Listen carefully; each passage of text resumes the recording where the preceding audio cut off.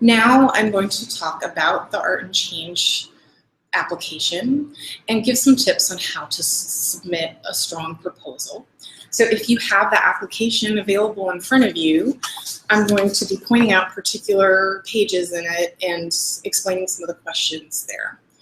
So if you have the document, the first few pages are the guidelines, which go into more detail of some of the general information that I've been sharing in the last few minutes. You can use that for reference to reread and also to share with others. But I'm going to start by going to page 3 of the application, which looks like this. At the top, it has the words project description.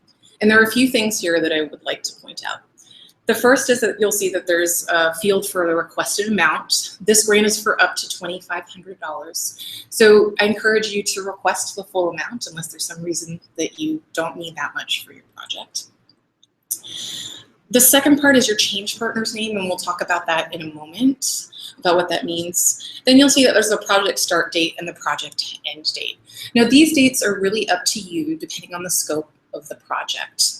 The one thing I will say is that for these grants, we say that it's at least 8 to 10 weeks before you hear from us. So if you're applying for the August 1st deadline, you probably don't want your project to start any earlier than October, unless you're able to somehow do the project, even if you don't get the grant funding from Leeway. But please make sure that your project is not relying on Leeway funding at an earlier time, because you won't be notified before 8 to 10 weeks. For the end date, that's really up to you based on the scope of the project. The one thing that we asked is if you were awarded a grant, that 60 days after that end date that you submit a report to let us know what happened, what changes there were, what you learned in the process. And we use that to just get a sense of how people are growing and evolving and enacting their art for social change practice. Next, you'll see this area where there's the artistic disciplines. You'll see that there are options to pick a primary and then a secondary artistic discipline. You have to pick at least one. The secondary is meant for people who feel like they really are doing a project that doesn't fit into one category. The categories that we have are crafts and textiles, folk arts, literary arts, media arts, music, performance, visual arts, and multidisciplinary. Now, for many of us as artists, our work is crossing the boundaries of several of these different art forms, and it's hard to pick just one. So please know that this is not meant to be the full representation of your work, but really just a way to say, what is the primary medium that you are working in? So if you are doing a writing workshop that then is later going to be transformed into song, you would still pick literary arts as your primary, but maybe music as your secondary discipline.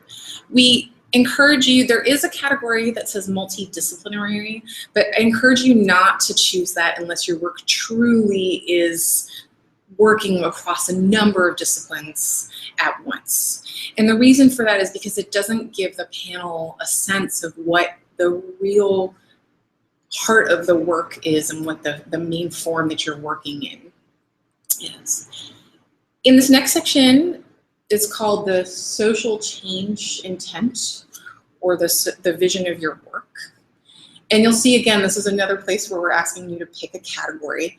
This category again is not meant to be a full representation of your work, because for many of us, the social justice issues that we're working on through our art practices overlap and are intertwined in a variety of different ways. And we have what's, very intersectional analysis, meaning that for some of us, feminism might not be any different than racial justice. We see them as the same thing. We're asking you to pick at least one, but no more than 3 of these categories. So the categories are cultural preservation, disability justice, displacement, migration, and immigration, economic justice, ending war, militarization, criminalization, and mass incarceration, environmental justice, feminism, indigenous sovereignty and rights, LGBTQI social movements, and transgender justice or gender self-determination, or racial justice. Now, if you have more questions about what each of these mean, you can contact Leeway staff at the office to discuss this more. There's also more information on our website. But we're asking you to pick which one speaks to you as the social change intent of the work that you are creating. Whichever one you pick, when you answer the questions in the main part of your application, you want to make sure that each one of your answers is pointing back to that social change intent. So if you pick environmental justice, the panel wants to be able to see in the answers that you were connecting all the work you're doing directly back to environmental justice.